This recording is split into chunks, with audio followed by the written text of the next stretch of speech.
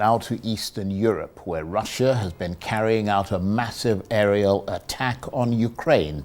Some 200 drones, cruise and ballistic missiles have been launched, and all major cities in the country have been under air raid alert.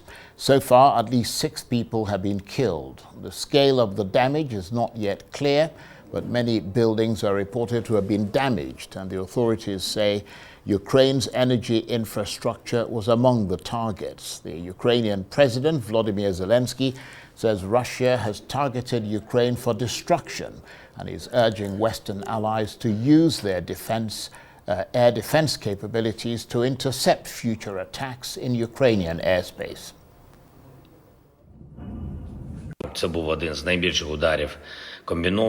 There is a lot of damage in the energy sector, but wherever there is a power outage, restoration is already underway. Our repair crews will work around the clock.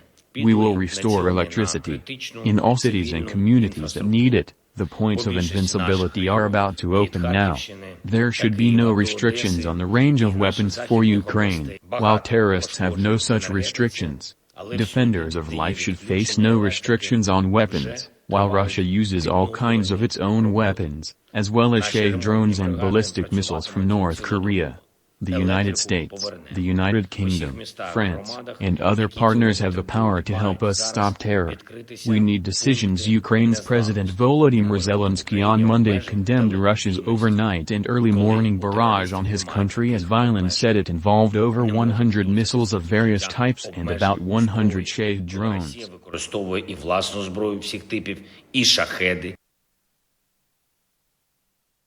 And that's the Ukrainian President, Volodymyr Zelenskyy. Well, for his assessment, let's cross live to London and speak with Arise European Affairs analyst, Dr. Marek Laskiewicz. Dr. Laskiewicz, thank you very much indeed for joining us. Given the size and the timing of this latest Russian attack, do you think it might be payback for Ukraine's incursion into Russia? Yes, but not just a payback. It's also to show that the incursion, so far as it is to establish a buffer zone, is absolutely useless. So therefore, one of the motives for the incursion has been shown up to be pointless. And this, of course, may have some effect on Ukrainian morale, because that was one of the reasons for the incursion. However, far more serious is whether the West will grant the Ukrainians the opportunity for long-range strikes with their weapons against Russia. This would be an escalation, a substantial escalation, because after all, Western weapons can be used against Russia, then Russia may feel it should use its weapons against the West. Insofar as it was a vast attack, however, the Russian attack is fairly futile, in that they've done this before, Ukraine has fought on, and therefore, as President Zelenskyy said, the damage will be repaired, and in that sense, the whole attack will be, in effect, also, on the whole, pointless. And as you know, this weekend marked Ukraine's Independence Day, and I think around that time as well, it's just come up to about 2.5 years of this brutal war. I mean, what are your thoughts at this juncture? Well, the first point is that Ukraine has actually come of age in a sense because of this war. Before, it was seen very much as a satrapy, a province of Russia, in effect just a region of Russia in many ways. But now it is quite clear that Ukraine is a separate nation. And in this sense, the war has in fact done a great deal of good for Ukraine, albeit at the cost of much loss of life and also much damage, and also, of course, economic problems. More than that, it has shown the Ukrainians do not want to be a part of Russia. And this, of course, is one of the aspects why Russia invaded in the first place, on the basis that, frankly, they did.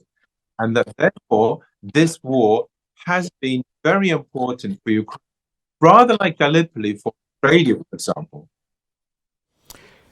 But I mean, does it turn the tables slightly, if not completely, the fact that this Ukrainian incursion into Russia, or with that incursion into Russia, the Russians are now fighting for their land just as the Ukrainians are fighting for theirs?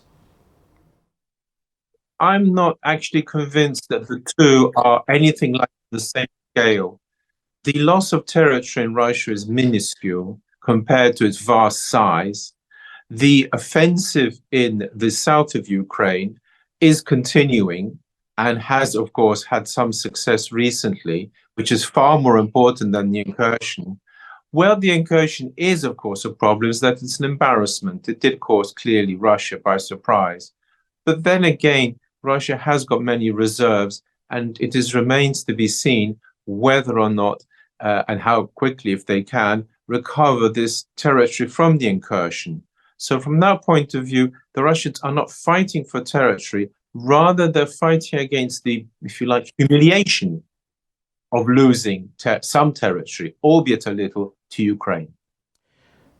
That's an interesting assessment. And from the Ukrainian side, I mean, there appears to be growing skepticism. We've heard from some Ukrainian troops talking about the meaning of that Ukrainian operation into Russia. I mean, so that initial enthusiasm appears to be waning as many people wonder where things go next. Well, precisely. And of course, this barrage that Russia launched just underlines the fact that the incursion, in a military sense, has achieved very little. It has actually, in a military sense, you could argue, been a problem because it's taken troops away from the southern front, which is why Russia was able to advance there, which is far more important. Also, if the incursion should go wrong, it will be a hammer blow for Ukraine because they've invested so much effort into taking it. It therefore follows that even if they don't lose the territory, and hanging on to it has very little meaning as such, and therefore the Ukrainian troops are quite correct to be skeptical. Where Ukraine goes from here is indeed hard to say, because they can't carry on going into the depths of Russia. After all, Napoleon and Adolf Hitler failed in this respect, so I don't suppose it's going to be possible for another army to make much more progress than they did. And as I ask you some of these questions, Dr. Laskiewicz, you may be going over ground that you've gone over before, but that's okay. It just helps us to understand that region of the world and what is going on there considerably better. How do you assess the gains of this Kursk incursion against continuing losses in the east of Ukraine itself, where Russia, from what we understand, continues to make ground in an attritional battle? Precisely. The whole problem is, by taking troops away from the southern front and putting them into this incursion, Ukraine has split its forces. That's one of the key problems I've said. And therefore, in this respect, is the Kursk incursion worth losing territory down south? According to my analysis, no, because the territory down south is Ukrainian territory. Ukraine has already lost a great deal of its territory to Russia, 18%. More losses there is very significant. Whereas the Kursk incursion, from Russian point of view, is rather a humiliation, an embarrassment, if you will, than any substantial loss of territory. In Russian terms, it's almost nothing that's gone. And yes, more just to add to the problem, the Russians can use this, if they want to show that they too are victims of an incursion. And just to add to the problems, how is Ukraine going to constantly keep its troops there? It's a logistics problem, as well, on top of everything else. So therefore, in my opinion, overall, it was, I think, a mistake. Although it has to be said, the humiliation, embarrassment caused to Russia might be argued to be worth every moment of it. Yeah, certainly from the Ukrainian point of view, I suspect they'd be inclined to agree with you. So in summary, we could say that this weekend's Independence Day celebrations in Ukraine were invigorated by that incursion into Russian soil. But looking beyond that, would it be fair to say that Ukraine's path to the next Independence Day remains lined with danger and uncertainty? Myself, I think that's entirely correct. The problem here is it's a war, 2.5 years. Russia's been through wars longer than that. 2.5 years is nothing. And one of President Putin's strategies, which he has made evident, is he doesn't think the West will stay the course. Whereas for Russia, China, of course, is an even better example. They think in terms of centuries. But for Putin, years of war, it's happened before, will happen again. And therefore, for Ukraine, by no means are they out of the woods. The war will continue. It is still very much that Russia is pressing forward on the southern front.